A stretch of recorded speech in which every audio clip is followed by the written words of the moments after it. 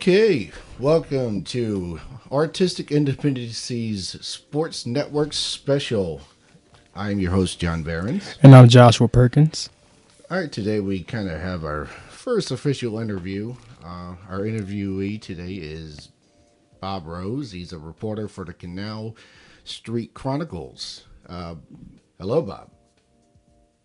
Hi, guys. I hope you're both doing well. I really appreciate the honor of you coming on with you guys today. I hope everything's good. We're good over here. We're good. Bob covers the New Orleans Saints. So we're just going to jump straight into that. So we're officially, I want to say, halfway through the season. 8 games in. How would you break down New Orleans Saints as a whole to date? Definitely among the top contenders, not only to the NFC in the chase for the Super Bowl, but you've got to put them right at the top of the list throughout the entire NFL. I don't personally pay a lot of attention to the power rankings that the NFL comes out with every year, but it is worth noting. Again, I think you have to put New Orleans on the short list. The team that they just beat, the Los Angeles Rams, they're up there too. Philadelphia Eagles are coming along. Same with the Minnesota Vikings, and then obviously the couple of contenders over in the AFC. But the Saints are on a 7-game winning streak after dropping a little bit of a surpriser in their opener to Tampa Bay. They are physically dominating opponents with a very balanced offensive attack. And their defense, although there are certainly some chinks in that armor, they're playing extremely aggressive defensively and extremely well defensively up front. They're not a team with a whole lot of glaring weakness right now. So as long as they stay healthy, there's no reason to believe that they can't be right at the top of the list of contenders through the down the stretch of the regular season. Yeah. I have definitely been rather impressed for the most part. Like you said, there's some problems with that defense, but I kind of think we probably expected a little bit of that coming in. How might you analyze the Saints' defensive progress from that first game with Tampa Bay and the abysmal performance it was to where they were or where they are now with the Rams? And I don't think there were too many people that expected a low-scoring defensive showdown against the Rams. A lot of us got pretty much what we expected.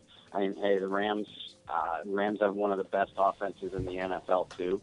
But as far as New Orleans defensively, their defensive line is what has stood out to me all season.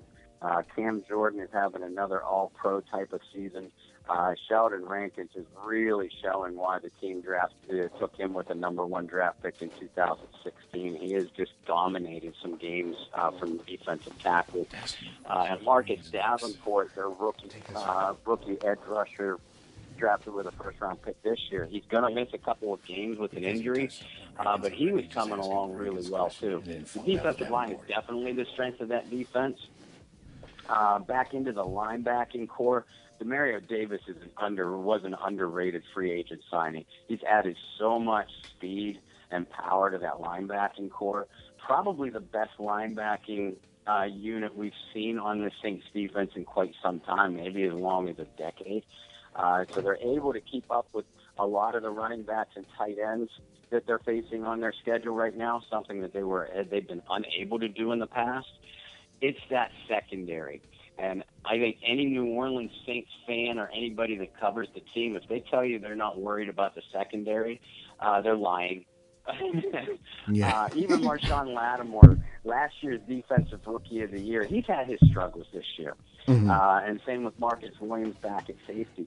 They're both, Williams and Lattimore are the best 2 players on that back end. And I think that they'll be fine going down the stretch. I love the trade that the team made with Eli Apple, or to get Eli Apple a couple of weeks ago, and I think he's already playing pretty well in the 2 games since joining New Orleans. But it's that other cornerback spot, the nickel spot or out of the slot. whether it's P.J. Williams or Ken Crawley, teams are targeting those players in that spot, and they're targeting them with a lot of success. The Saints have given up, allowed 8 receivers to go over 100 yards receiving against them this year. And that's definitely a concern as they go down the stretch because they face some very good passing attacks between now and the end of the season. Well, going back on that defense, Mr. Rose, one guy that's really stood out is on defensive line, Sheldon Rankins. Do you think his rise is a sign that the Saints front seven could become one of the league's best? If Sheldon Rankins could become a leader, is elite? Well, no, what I was trying to ask you is, could his emergence be a sign that the Saints front seven could become one of the league's best? You know, kind of with the addition of Marcus Davenport and how he is starting to come along with, 2 sacks against Minnesota. It just kind of looks like the Saints defensive line is starting to become rather dominant. And just kind of like, do you see this trend as well? Or Also, you can't forget about Cam Jordan, also Alex Okafor being more healthy this season. Yeah, no, I completely agree with both you guys. I don't know if I put him in the defensive line in the elite category just yet, but it's certainly headed that direction for all the reasons that both of you just mentioned. I mean, Sheldon Rankins is playing some terrific football. Cam Jordan is what Cam Jordan is. He's one of the more underrated defensive players in the NFL. Davenport's a much better run defender than a lot of us thought he would be immediately, as well as what he gives as a pass rusher. And even some guys that are going under the radar on that defensive line. Taylor Stallworth was an undrafted rookie free agent, and Tyler Davison, also a defensive tackle. They're really shutting down the opponent's run game. And Alex Okafor, who's recovering from an Achilles injury that caused him to miss the second half of last year. With Davenport out, they're not going to be quite as disruptive from that other edge position, but Okafor is going to give you some good snaps. I said, a couple minutes ago that undoubtedly the Saints defensive line is the strength of this defense. But what has gone unnoticed by some people is that they are the number 1 ranked run defense, and they have been for most of the season. Not only in total yardage, but yards per carry. Opponents are barely getting over 3 yards per carry against New Orleans, and it's making them one-dimensional. Now, pass defense is obviously a concern, but if the opponent can't run the ball, and it's because of the play of New Orleans up front, and they're able to put pressure on the passer and cause some hurries and get some sacks, that should be enough to win you most games on that side of the ball, from now until the end of the season. So, I wouldn't put them in the elite category just yet up front, but there's not too many defensive fronts I would take over the New Orleans Saints right now. So one of the questions that I've been consistently asking is, are we ever going to see consistency from P.J. Williams? Because it seems like every time you're about ready to give up on him, he makes a big play. Like Minnesota and then gets L.A. on the big 4th down. And in the pick 6 against Minnesota. Mm-hmm. So... PJ, I'm not a fan of PJ Williams, and I haven't been for quite some time. So my tongue-in-cheek response is going to be, PJ's given us some consistent play, but it's been on the wrong end of the ledger. But you guys make great points. So he does, and he did so last year too. He will make a big play for your defense. He was in the right place at the right time against Minnesota for that pick 6. And he made a couple huge pass breakups against the Rams to kind of clinch that game last week. What I see out of PJ is athletically, he can match up. He can run with most any wide receiver he lines up against. His problem in coverage is that he has very poor awareness when the ball is in the air. That's one of the reasons why he gets flagged for so many penalties, because he just doesn't turn his head to make the play or the pass breakup. And you guys know as well as I do, that's going to draw a flag every time. Because if you go back and watch the film on PJ, especially this year, he's not getting beat by a great margin down the field. He's usually within a step or right there in coverage. Also, one of the reasons why he's drawing the flag. Doesn't turn and look. I'm sorry? He just doesn't turn and look. Yeah. Yeah, and that's the problem. And, I'll spare your audience the colorful language I use while watching him in coverage and he doesn't look. But that's by far the most frustrating aspect of his game. Because, he is a tough defender. He's a very good fundamental tackler, which certainly helps the defense in run support. And he could bring down his guy in the open field if it's in zone coverage. It's just when he's forced to play man-to-man, it's that ball awareness is killing them every time. So it's definitely a worry going down the stretch.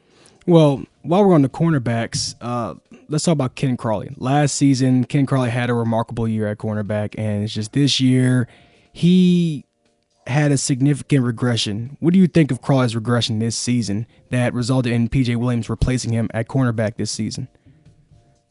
I would love to be able to answer that question because, like you, I thought Ken Crawley played extremely well last season. And even the year before, he was kind of forced into the lineup due to injuries in the secondary, but he joined the Saints as an undrafted free agent.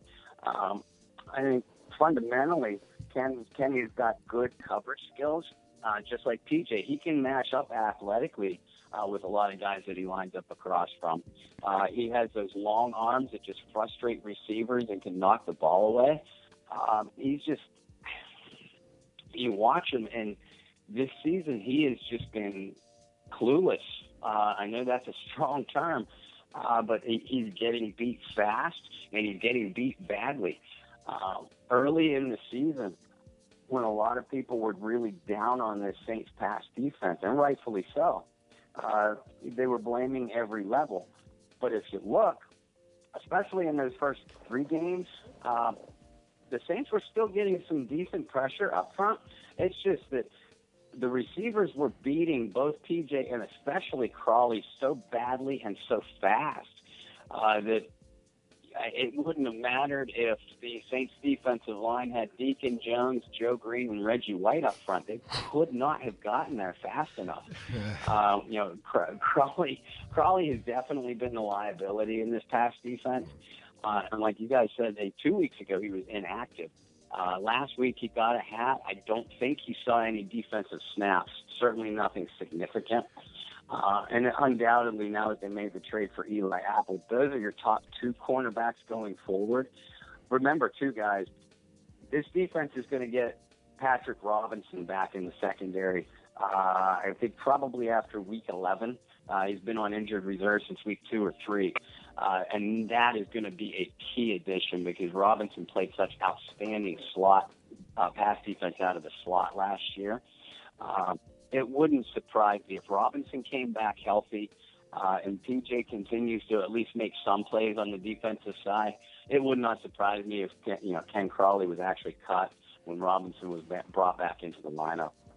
I just wanted to make an insertion here is,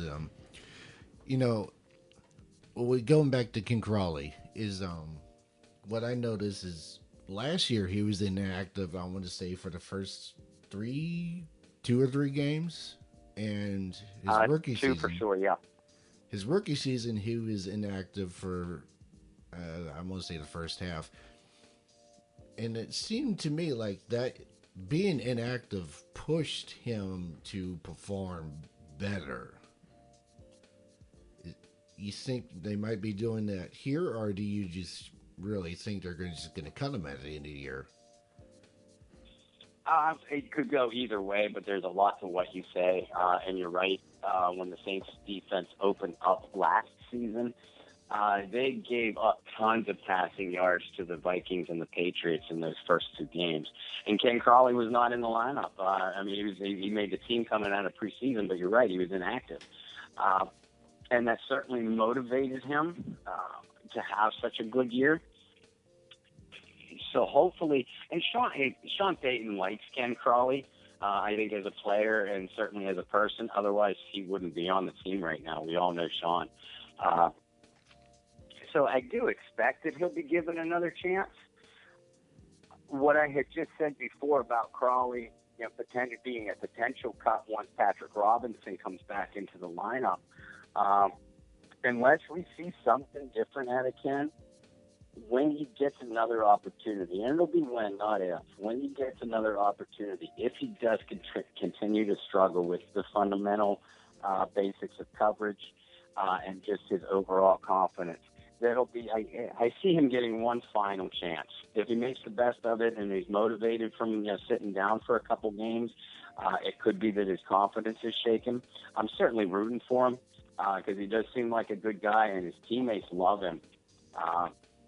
But the Saints are trying to win games here, and if you're going to be a liability and you have an answer for that liability when someone like Patrick Robinson comes back, you could see a cut out of Ken Crawley.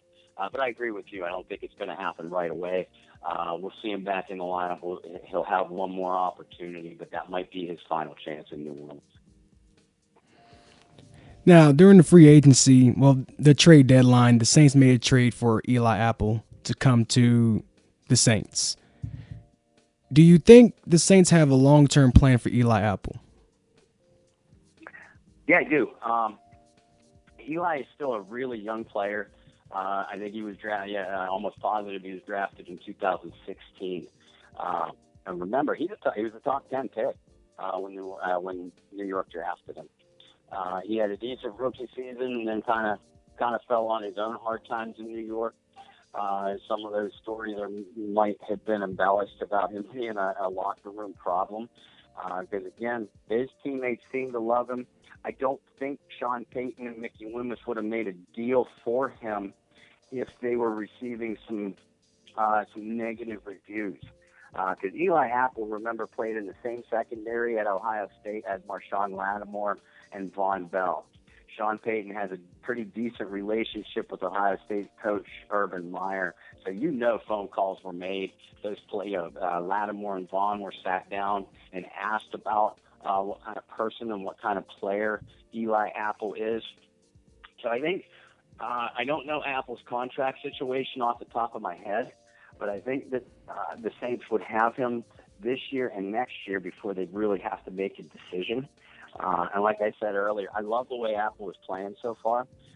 His skill set and and playing style is very similar to Marshawn Lattimore, and that's the type of defense that Dennis Allen wants to play.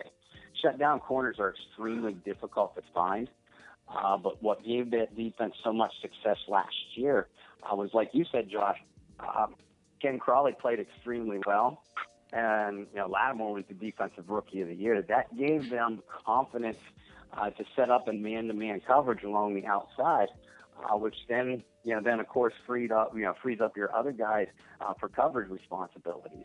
And if Eli Apple can fill that role, there are not too many teams that would have a better coverage duo than Apple and Lattimore if they're playing at the top of their game. So down the stretch, a lot of eyes are going to be on Eli Apple for long term to see if he is the answer there. But I don't think the Saints would hesitate to try to sign him to an extension if he plays well. Well, while we're on the subject of the secondary, I want to talk about one of their acquisitions over the free agency period during the offseason. And one of their acquisitions was Kurt Coleman from the Carolina Panthers. And I'm going to be honest, when the Saints first added Kurt Coleman, I was very excited because we have a very young secondary. It's always good to have veteran leadership in a very young secondary as a way to help your young guys hone their skills. Somebody to be that leader. Do you think the Saints have a long-term plan for Kurt Coleman? Not the way he's been playing, no. I'm like you. I was really excited when they signed Coleman. They were getting what I thought was a known commodity because he had so many good years with the division rival Carolina Panthers. I thought Coleman was going to bring some good leadership to what you pointed out was an extremely young secondary.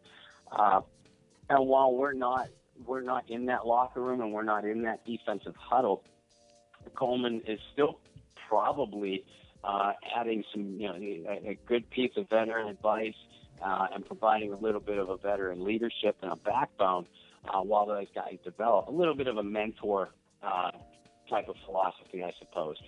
But on the field, Kurt has not played well at all. He seems, and this is the part that shocks me the most. From what I've seen, Kurt has been a little bit hesitant to stick his nose in there and run support. Something that we did not see out of Carolina. He was always a short tackler. He was in on every play, it seemed like. And that's not something that we're seeing from him in New Orleans. He was never extremely strong in coverage, but he would give you some capable snaps there. And he, just like the rest of the Saints secondary, struggled mightily in pass coverage early on. And I think that they tried to. Von Bell struggled a lot in the preseason. And it looked like, and Kurt came into the regular season as the starter over Vaughn back at that other safety position opposite of Marcus Lattimore. And to Vaughn's credit, he has played extremely well, and he's earned those snaps back. But the Saints, over the last few years, New Orleans doesn't prefer a three safety set when they go to multiple defensive backs. I expected Kurt would give a lot of good snaps at that third safety, and I haven't seen it so far. I think they signed him to a 2-year contract when they brought him over from Carolina.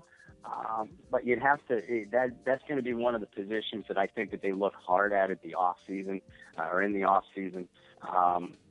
And it wouldn't surprise me if Kurt Coleman was a one and done and they moved on to try to find a different answer at safety. Well, because I had a lot of hope for Kurt Coleman going into the season, just because I knew what he was capable of during his time in Carolina, and not only that, we had lost Kenny Vaccaro. Tennessee Titans picked him up, but Kenny Vaccaro was going through a lot of injuries over his career with the Saints, and so I figured with having Kurt Coleman in the secondary, he would have been a formidable replacement for Kenny Vaccaro. I didn't catch that last part. I apologize, Josh. I was saying about with Kurt Coleman, another reason why I was excited about having him in that Saints secondary is because of everything I knew he was capable of in Carolina. And since we lost Kenny Vaccaro to the Tennessee Titans, I felt that Kurt Coleman would have made a formidable replacement for Kenny Vaccaro. Oh, yeah, I couldn't agree more.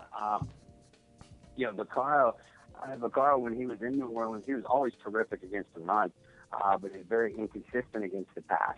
And like you said, all the years that Coleman played in Carolina, would you consider him a top echelon coverage safety? No, but I thought that it would be an upgrade over what Kenny gave us in pass coverage. And it is disappointing that we haven't seen that. Now, what I am excited about is Coleman knows that Carolina franchise extremely well. Especially the defensive side of the ball, and the Saints still have the Panthers twice on their schedule. So we're not. Kurt Coleman could still have a major influence on what this team does over the final portions of the season. It's not that he's played poorly, mind you. I think, and you kind of echoed this too. I just think he has played below expectations of what a lot of us expected when he was signed from the Panthers. Also, as far as how the Saints defense has been struggling, they've made improvements from week 1 to now. Front seven is looking pretty good, but the secondary, they've been struggling. Do you think Dennis Allen, their defensive coordinator, might be on the hot seat? I think it's possible. Coach Payton has certainly never hesitated to change defensive coordinators before. But he does have a pretty close relationship with Allen. I don't know off the top of my head if Dennis Allen was part of Sean Payton's original staff in New Orleans in 2006. But even if he wasn't, he has been there. He's been there with Sean for quite a good many years. Allen, of course, was head coach in Oakland for maybe a season and a half. Defensive coordinator in Denver for a short period of time. But outside of that, the bulk of his professional coaching career has been with Sean Payton in New Orleans. Payton hasn't indicated that he feels uncomfortable with the coaching situation at defense. they keep bringing in individual pieces that fit what Dennis Allen wants to do schematically. That's why they made the trade for Eli Apple. That's why they went out and got Demario Davis when there were, frankly, other big-name linebackers that could have been had for a similar price. Dennis Allen was the one that made that call on Demario. That came direct. That was his direct preference. They, of course, added a pass rushing threat when they got Davenport. We talked about bringing Coleman in to replace Vaquero. And all these defensive draft choices they made last year. Alex Anzalone, we haven't talked about him, but he's playing very good football. Alex Anzalone, of course, Lattimore, and Marcus Williams. All those players are specifically tailored to what Allen wants to do defensively. And that is sort of leave his corners on an island and put a lot of pressure on the quarterback. A lot of Saints fans are kind of upset that Allen isn't calling more blitzes this year because that kind of was his MO over the previous few years. But we talked about how well the Saints defensive line is playing. They don't need to blitz to put pressure on the quarterback on most plays. He's allowing what he wants to do with his linebackers rather than blitz them consistently is use them into coverage and use them more as sideline to sideline to help eliminate those short and intermediate routes, shut down those lanes for receivers to prevent receivers, tight ends, and backs from picking up extra yardage. He's an extremely aggressive defensive coordinator, and that fits in with Sean Payton's coaching style as well.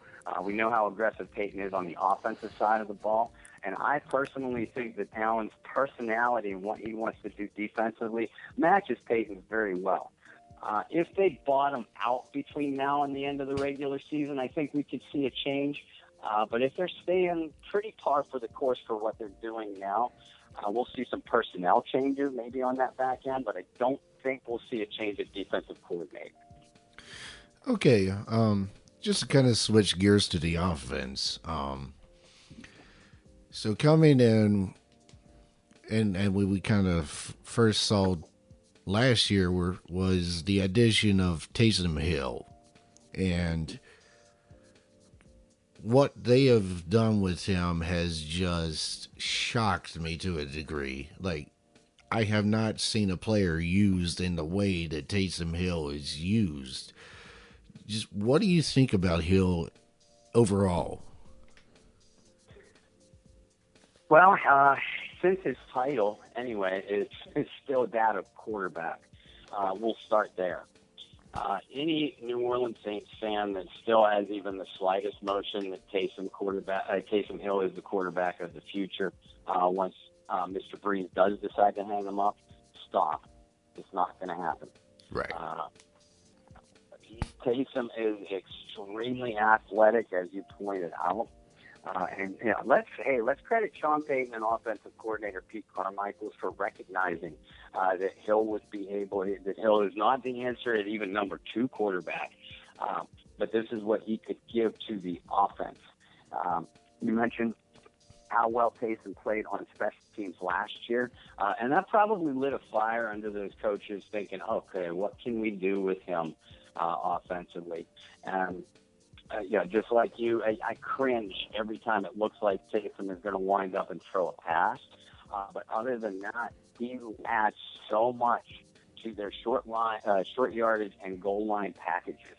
He gives them another threat, certainly on the ground. And he's not a Michael Vick type of scrambler when he takes off with the football. Taysom is fast, but he runs with power too. So he has been picking up those yardage, that tough yardage, over the guards, and he can bounce outside. He is a naturally instinctive runner too, which is impressive, considering again his position. He can recognize the blocking schemes. He can find those cutback lanes, and he rarely comes down after first contact and just fights for extra yardage. As a result, it's allowed the Saints to be a lot better on third and short situations than they were last year. And again, even while Ingram was suspended, they did not hesitate to run the ball on short yardage and goal line situations. Alternating between Taysom Hill and of course Alvin Kamara. And I'm like you. I'm extremely impressed with how they've used Taysom up to this point. And I think that we're inevitably going to see Taysom Hill complete a pass to Drew Brees, and it's going to be in a key situation, I think, down the stretch. That's something that that they have under their hat, and they're saving for. I'm going to predict probably a game versus Atlanta or Carolina, teams that know them very well, because that's something that's going to be a lot different. Because when Taysom Hill does come into the game, Drew Brees doesn't go to the sidelines. He stays in the game, often split wide, and it's only a matter of time before an opposing defense completely, ignores him, and probably rightfully so, thinking that Taysom realistically isn't going to throw a pass out there. But it's going to happen. Let's just keep our fingers crossed that if it happens in a key situation, that the play is executed correctly. A, doesn't get Drew hurt, and B, goes for the type of gain or touchdown that they needed to do at the time. Is Taysom the type of player that you build an entire offense around, your entire rushing offense? No, of course not. But I love the extra element that he gives to them, and the handful of snaps that he's used during the course of a ball game. It's not like he can't pass. I mean, he did, after all, make that completion to Michael Thomas against Minnesota for 48 yards. So I'm just kind of curious to see if they do let him air it out a little bit more as time goes on. But what really impressed me about Taysom Hill's decision making, like against LA, when they tried to do that trick play to Drew Brees, instead he chose to tuck it and run. So he does have some situational awareness, and he does have the ability to make the right decision. And I feel that's something that the Saints offensive coordinator, Pete Carmichael, I feel that's something that they can probably maybe build off of going forward with Taysom Hill, is his ability to make decisions on the field, in pressure time situations. Oh yeah, and I don't disagree with you guys. Taysom does have NFL arm strength. It's an accuracy that I question, and that is exactly why. He's certainly not the future quarterback. He did that play on that opening drive to Michael Thomas against Minnesota. That was a pretty pass. He got the ball on point where he needed to, and I don't disagree with you either. It wouldn't surprise me if Taysom was used to throw the ball a little bit more often. Because we see what defenses do when he comes into the game. They stack that box. They just flat out don't expect him to throw the ball. And 90% of the time they've been right. So it's inevitable that at some point they're going to try to use him a little bit more often. You just got to keep your fingers crossed that, again, the play, whether it's to Brees or whether he goes downfield to Thomas or Tre'Quan Smith, you just got to hope that the play is executed properly, because most of the time when Taysom comes into this ball game, it's a key, vital, whether it's a third down or goal line, but it's a key point in the game. So the Saints have to continue to execute when Taysom is in the game as well, no matter whether if they choose to run with him or they choose to let him air it out. One of the reasons why he's been so successful is because they've executed very well up front with that offensive line. So that certainly has to continue. I want to stay on the topic of the Saints offense. I want to kind of transition to Mark Ingram. As you know, he was suspended for the first 4 games of the season due to the substance policy. What do you think the Saints should do with Mark Ingram long term going forward? It would actually surprise, and I like Mark Ingram a lot. I always have. I believe Ingram will be an unrestricted free agent at the end of this season. He will. If he's not unrestricted, what'd you say? I'm sorry. I said, yeah, he will. Okay. I thought so. I couldn't remember. Perhaps the team had an option for him, but I was pretty sure that he was unrestricted. It would depend on the type of money that Ingram would ask for, of course. But given the other young players that the Saints have on this team, Michael Thomas is going to be due for a huge contract very soon. Alvin Kamara, Ramczyk, Andrus Pete, and then the youngsters we talked on the defensive side of the ball. All those contracts are going to be coming up at the same time. There's only so much money to spread around, as we know, and we also know that the Saints are still pretty fresh out of salary cap hell, so they don't want to go back into there. I think that given the way Kamara has performed as a running back, and the Saints, like most NFL teams, probably feel that you can pick up a capable running back later in the draft or someone that can give you good snaps in free agency. They're not going to pay Mark Ingram top running back dollar.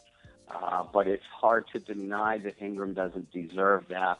He is one of the better every down backs in the league.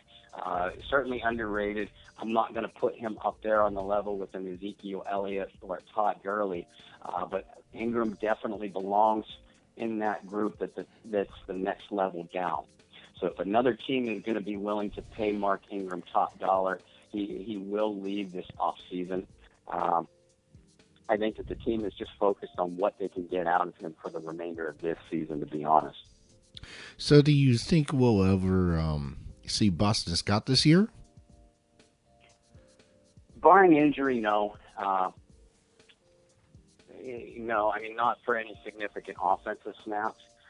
I know I am not the only one that was hoping that we would see Boston Scott not only involved in an offensive game plan, but certainly a kick return. And it's a little bit surprising that we haven't seen that, although Taysom Hill has performed pretty well as a kick returner. I don't like to see the team use Alvin Kamara as their primary punt returner, and that's exactly what's been happening. Boston gave them some good looks at both kick and punt returner in addition to running back. I like the fact that he has been stashed on the practice squad, and he's going to be given another opportunity unless another team steals him away. But now that Ingram is back from his suspension, Alvin Kamara is Alvin Kamara, and Taysom Hill has been playing so well when they insert him into running situations on their goal line packages. It would surprise me if Boston was brought up before the end of the regular season. The only exception I would have to saying that is if the Saints begin to run away with the division. If they continue to win, Carolina drops a couple, and they solidify their position as division champions and a top NFC seed. If they get to that point where they can start resting their guys, which I hate to see, but if they get to that point, then is when you'll see Boston Scott probably get a few offensive snaps for him to showcase what they think that he can do. Otherwise, I would be surprised to see him for any significant playing time this season. So we've been talking about the running game and the young players on the New Orleans Saints, with Alvin Kamara being one of the stolen gems of last year's draft. I have said in the past that I see him being kind of almost the next coming of Marshall Faulk, with his ability to both pass and catch and how elusive he is. Just how good do you think Alvin Kamara can be? I think Marshall Faulk is an excellent comparison. And I know, nobody is realistically saying he's going to be as good as Faulk when you have such an all-time Hall of Fame all-purpose threat like Marshall was. Those are big shoes to fill. But I think the comparison of playing style and production is pretty accurate. I think we've only seen the tip of the iceberg as far as Kamara's talent and what he can really do. The best thing for him that could have happened was that Mark Ingram missed the first few games of this season, because the Saints, they tried out some free agent running backs, to fill that role that Ingram played so well the last few years, largely unsuccessfully. So that immediately meant that if they were going to have success running the ball, that Kamara would have to draw those tough between the tackles and over the guard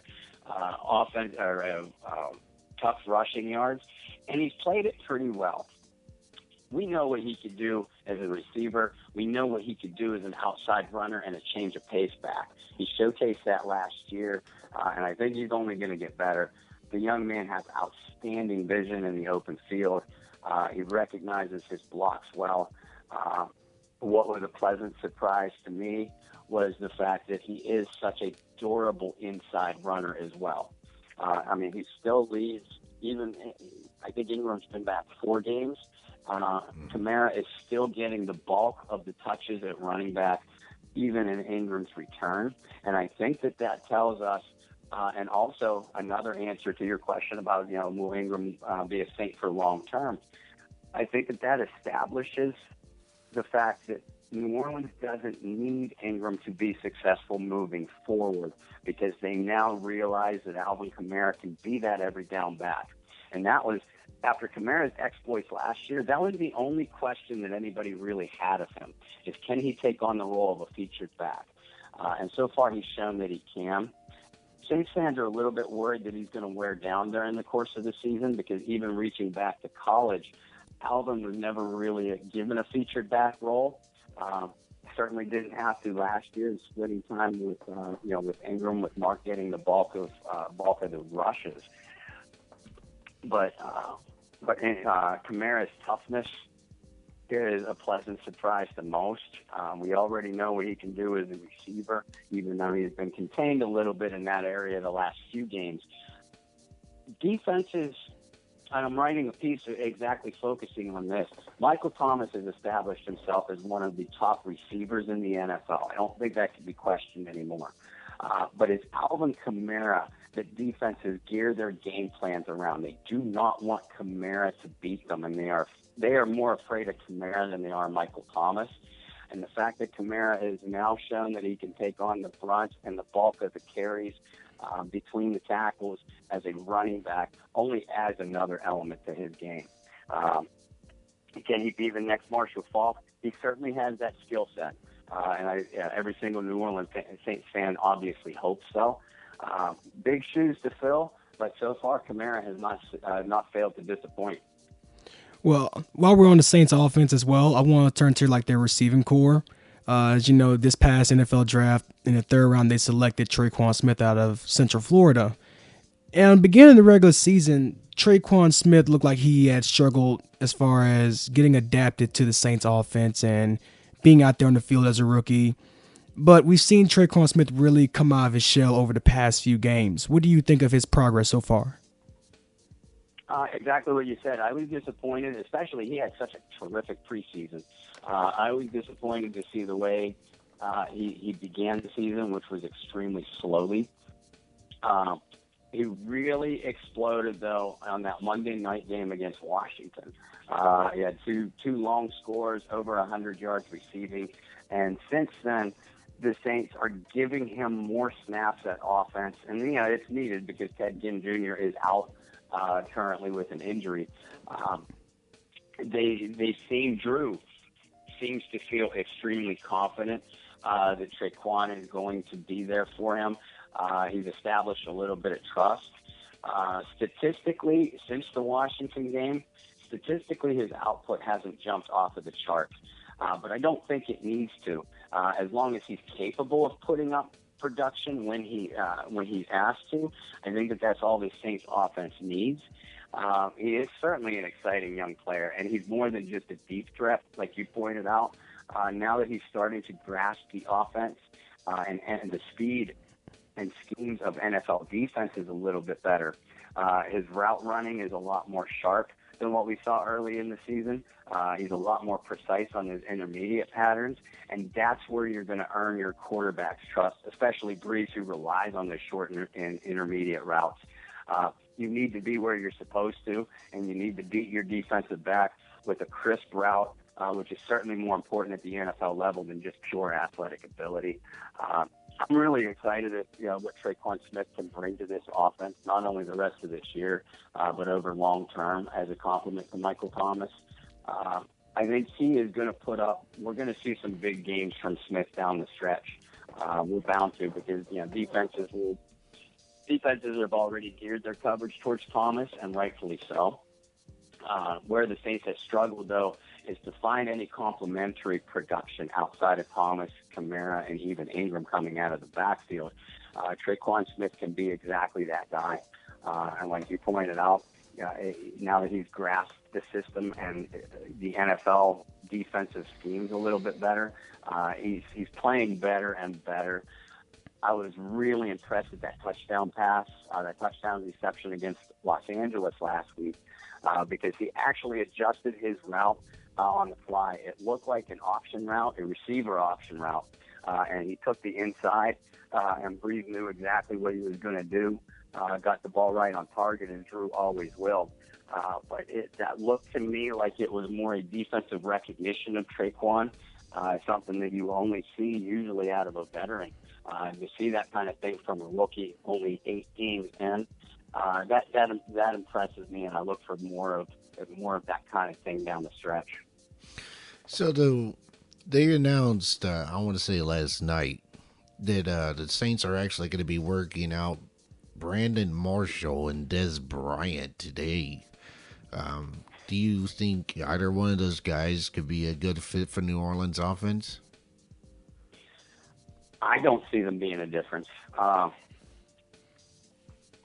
And you hear, especially with Des, you hear such a wide variety of opinions when it comes to him as a player, not only from New Orleans Saints fans, but throughout the league and even Dallas Cowboys fans when he was there. And watching Des Bryant the last few years, and I personally have always been a big Brandon Marshall fan, I just don't see either guy having anything left to give a significant contribution to the Saints offense. Now, everything that we hear is that both Peyton and Breeze are big fans of Bryant, and they have a good relationship with him. They feel comfortable with him.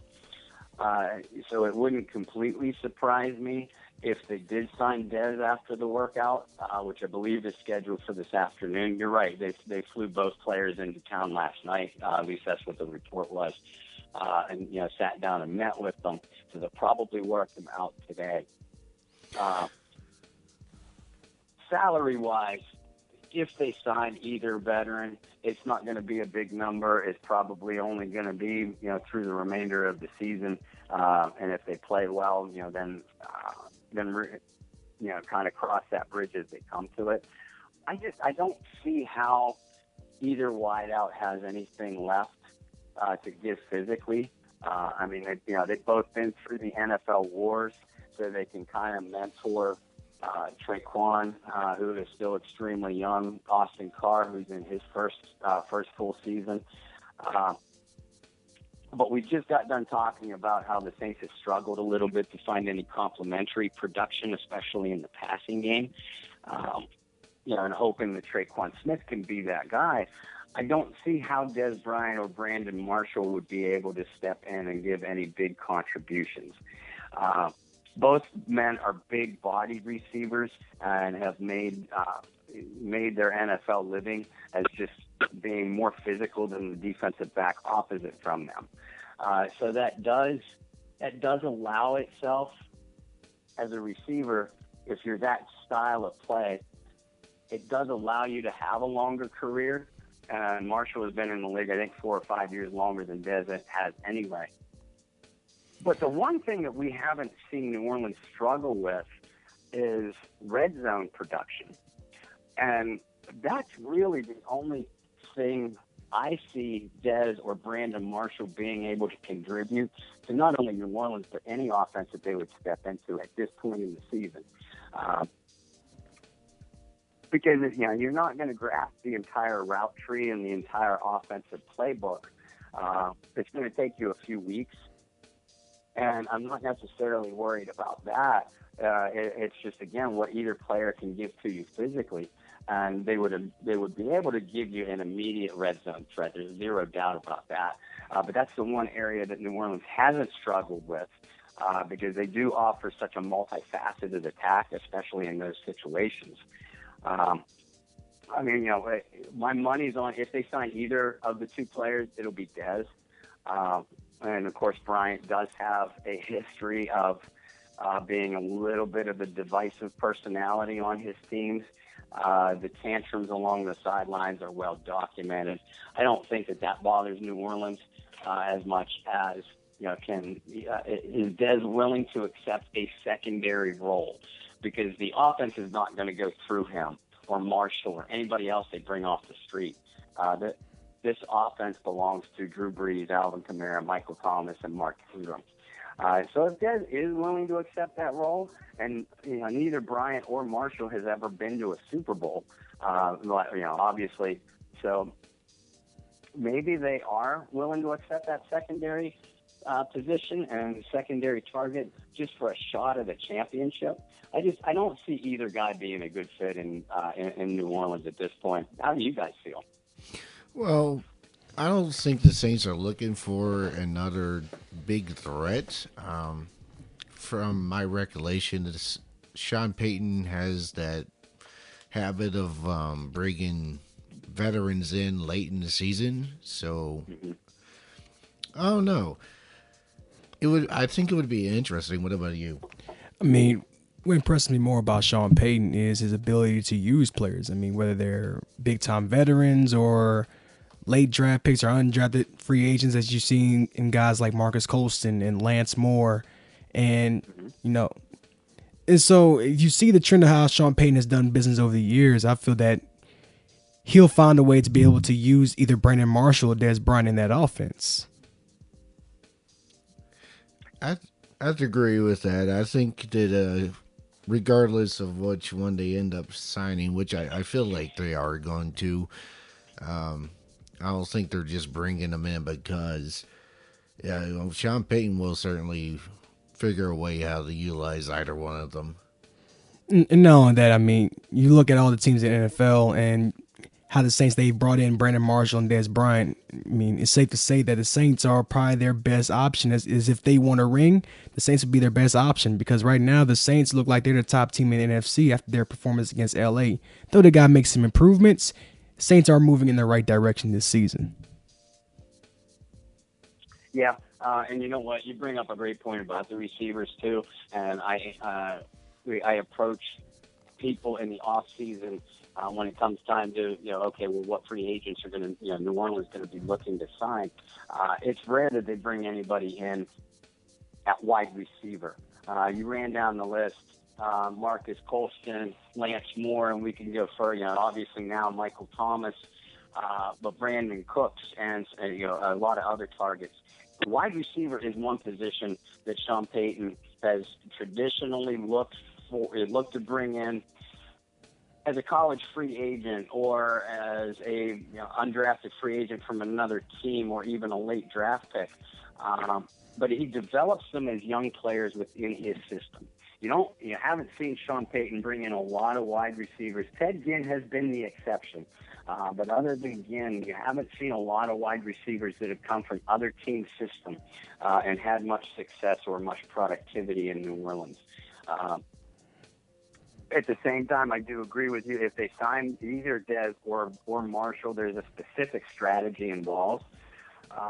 Given Payton's offensive production during his time in New Orleans, it's hard to doubt the man with any move that he makes. But personally, I would be a little bit surprised if either veteran was signed. Okay. So, what do you just kind of where we have seen this team come along and the potential they have? What do the Saints have to do to get to the Super Bowl? Shore up the pass defense. Number one is always going to be health. But outside of that, as far as things that you can control, they need to do something on that back end to at least limit the big plays. Eli Apple, if he continues to play well and improves, I think that is one answer. Their communication on the back end in that secondary has been far improved from those first 2 or 3 games.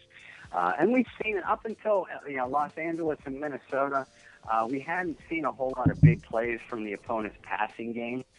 they've been rolling up some yards, but not getting those big strikes down the field. So if they can get back to that kind of defense, playing a little bit tighter and eliminating that big play, the rest of the way down the board, it's hard to say. It's hard to point to any team on the schedule remaining and say that team has an advantage against New Orleans in this area or that area. I think getting home field advantage is extremely important. When you look through the NFC, you don't want to go to Minnesota again and play a playoff game. You don't want to go to Philadelphia and play a playoff game. Even Los Angeles, I think they can win in Los Angeles. I don't think LA, as good as they are, does not have a terrific home field advantage. But there's a reason why all these teams shoot for the number 1 or the number 2 seed going in, is because they need those home playoff games. Peyton and Breeze and company can win on the road, can win big games on the road. We've seen that. But I think that they learned last year that at the very least they need to go into the playoffs with a bye, one of those top 2 seeds, because they had to play Carolina in the first round last year. And although they beat them, matchups against Carolina are always very physical, and it kind of beat up the team as they were coming to Minnesota. Mm-hmm. A lot of people in St. Circles wondered that if they would have beat the Vikings and gone on to Philly, how many healthy bodies would they have left? Now the team has better depth even than what they did last year, but I think health and that pass defense down the road. Mark Ingram is going to be playing a bigger role. I think he's already served as the team's closer, for lack of a better term, in recent weeks. Even though Kamara has gotten the bulk of the rushing yardage and carries in the fourth quarter, that ball still goes to Mark Ingram. So I think he's gonna show some effectiveness. And the other thing is receivers. Some complementary production. Be it Traquan Smith, or if they sign Dez or Brandon Marshall, or if Cam Meredith starts to play well, they need another target for Breeze to be effective. He likes to spread the ball around. We've seen that throughout his career. I think those complementary targets offensively as well. The defense, I'm not worried about the run defense. Not worried about the linebacking core, defensive line. Like I said, Pat, as a Saints fan, you have to be concerned about their pass defense. So if they can shore that up and at least eliminate big plays, they seem to have the physical advantage on the offensive side of the ball. You have to like their chances. I also need you to settle this argument that's been going around the whole nation about the GOAT and who should be MVP, because everybody they want to put Tom Brady on a pedestal higher than what he needs to be put on, when you have a guy in New Orleans who has the highest completion percentage in NFL history. He has most completions in NFL history. He has most passing yards in NFL history. He literally saved a franchise from absolute collapse. But the one accomplishment that has eluded Drew Brees his whole career is the MVP award. What does Drew Brees have to do to win the MVP award? Save the world, apparently, because he has been, like you said, he's been the savior of the franchise. He and Peyton together in 2006 brought them out of the doldrums and made them into legitimate contenders. There is nobody else that have multiple 5,000-yard passing seasons. He should have won the MVP in 2011, and I personally think that it's criminal that he didn't. But there have been other years where you could make a case for him winning MVP. The man's 39 years old. He's completing 77% of his passes, still at nearly 300 yards a game. I think that if he continues on this pace, I realize that people are talking about Patrick Mahomes and Todd Gurley, and Tom Brady is always going to be in that discussion. I don't see how you can't give it to Drew Brees at 39 years old, playing at still such a high level. He's on pace to break a couple more, not only career but season records, if he continues on this pace the rest of the season. If the Saints win the division and go to the playoffs, and he continues to play as well as he has, if Brees doesn't get the MVP, I want to hear why. because there's no reason for it in my mind. And like what I want to ask you about is, I mean, you look at the years that, Tom Brady and Peyton Manning have won MVP awards. I mean, just imagine how many of those times Drew Brees got robbed out of the MVP award. But I mean, when you look at Drew Brees, I mean, do you feel that a reason why he's so underrated and a reason why he has won MVP is because maybe the league doesn't want to give any type of satisfaction to the New Orleans Saints as a franchise? Your conspiracy theorists will say that. During points of frustration, I have said that, yes. You'd like to think that it would be different. We know what the NFL has been for a number of years now, especially at the major networks such as ESPN, Fox Sports, NFL Network. No disrespect intended to them, but they have their media darlings, and those media darlings have been Peyton Manning, Aaron Rodgers, Tom Brady, just to name a few. And yeah, because there's been other years that Brady has won the MVP, and if it wasn't Brees, I thought personally that someone else was more deserving of the award. It's much like the Heisman Trophy in college football. The award itself has almost evolved into a popularity contest more than what the letters actually stand for, and that is most valuable player. Now, we know that Brees isn't necessarily concerned with that kind of award anyway, especially if the team is making a run for the Super Bowl. But I will tell you this. His teammates on the New Orleans Saints, they take it as an insult that Brees isn't lumped in with those grades and Brees isn't given those awards and accolades. And Cam Jordan in particular is very vocal about, we're going to win so Drew gets his recognition. During those, a couple of those 5,000-yard seasons, the team went 7-9, and it would have been a lot worse without Brees, doing what he does. You're not going to win an MVP award at 7-9, but if the Saints go 12-4, 13-3, or better, and come into go into the playoffs and make a run through the playoffs, I think Brees will finally get his MVP. I really hope so, because I would hate to see him retire without one. Well, that kind of just wraps up all the questions we had prepared for you. It's been a very satisfactory interview, at least as far as I'm concerned. I want to thank you for coming on, and would hope to get you back at some point in the future. John, Josh, it has been a pleasure being on with you. I felt like the interview went great. It was certainly an honor to be on with you guys. I'd like to come back on anytime you'd like. I appreciate the recognition and the opportunity to be on with you guys. And if I remember correctly, and now that I think about it, I've actually listened to a few episodes. You actually have a podcast yourself, don't you? Yes, sir, I do. It's called the Bayou Blitz.